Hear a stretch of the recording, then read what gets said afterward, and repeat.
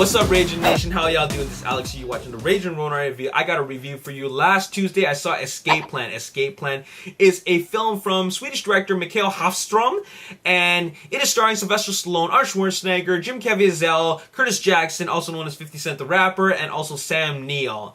And it is what I like to call a high-tech prison movie, because you have Sylvester Stallone's character Ray Breslin, who is a professional escape artist, and what he does is that he gets paid big bucks to get thrown in jail and then find a way to break out of them. And that is his job. That's his profession. He gets paid big bucks to find weaknesses in the prison and really just test how secure they are. So he does this, and then he gets offered a big sum of money to break out of this other prison. I mean, this super prison, okay?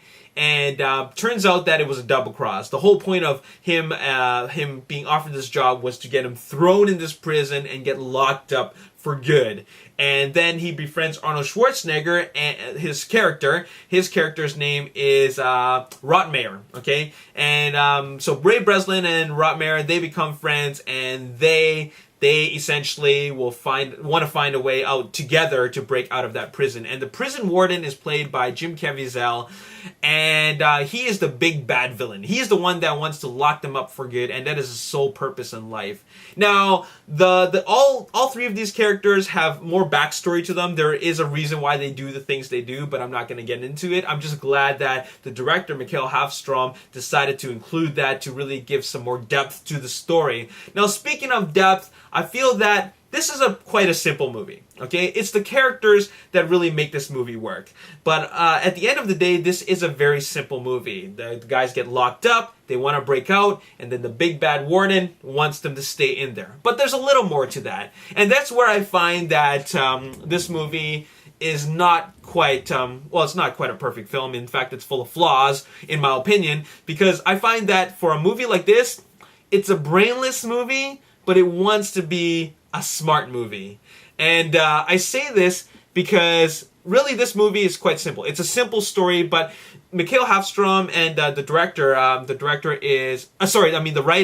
writer is Miles Chapman, Jason Keller, and they wanted to write in some more plot twists and turns and all these little things that really make the movie a thinking movie.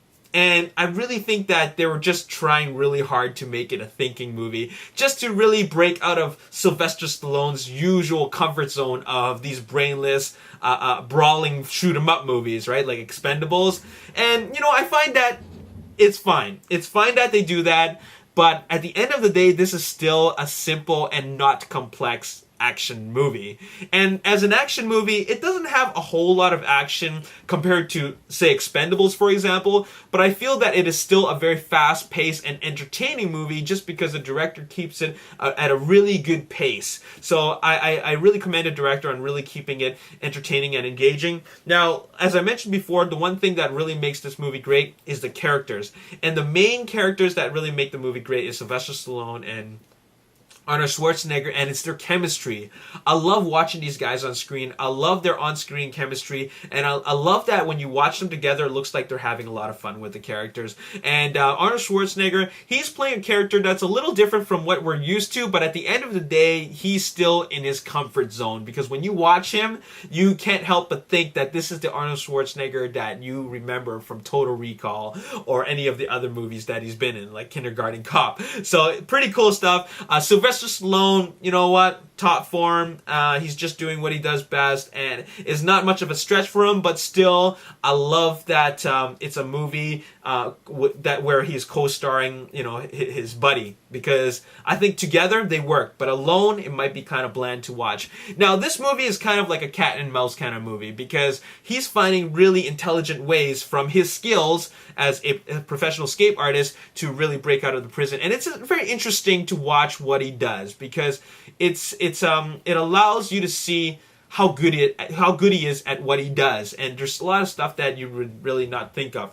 Now the one biggest problem that I have for this movie is I find that Jim Caviezel as the prison warden and Vinnie Jones as the main prison guard, I find that they are really quite weak. Now, I only say this because they're just really one-sided characters. They do what they do. There's nothing more to them than just that. Now, I have seen some really nasty prison guards and prison wardens in other movies. Say, for example, Shawshank Redemption. Those are characters that really you're scared of. These are characters from Shawshank Redemption that stick in your mind. They're very memorable as villains that you just love to hate these guys. Now, as for Vinnie Jones and Jim Caviezel, they just, you know, they're really quite forgettable villains. And when they get what they deserve, it doesn't feel like a whole lot to me, just because I didn't really care a lot for them as villains. So this movie is a very, very simple movie. It goes from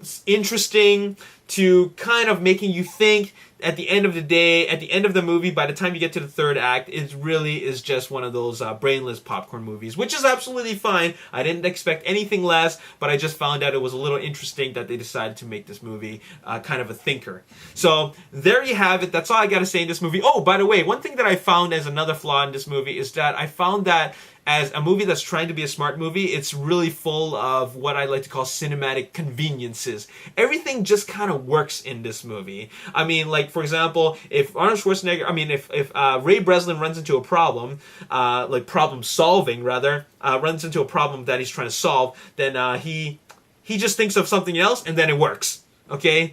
And, or if, for example, if let's just say that there are a lot of moments where you just say to yourself, okay, don't insult my intelligence. Okay? I don't want to describe every little single one of these moments for you guys because I don't want to spoil anything, but let's just say that it comes with a lot of just like cinematic conveniences. Everything is just so convenient. Okay? Everything is in place. Everything kind of falls the way it works the way Ray Breslin wants it to work.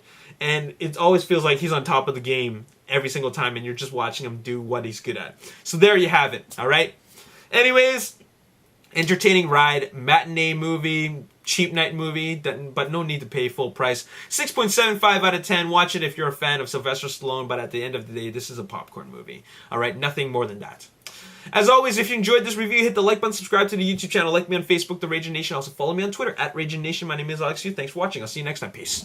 Winter Soldier, what is he all about? And it appears to me that he is another superhuman, just like Caps. He looks like that he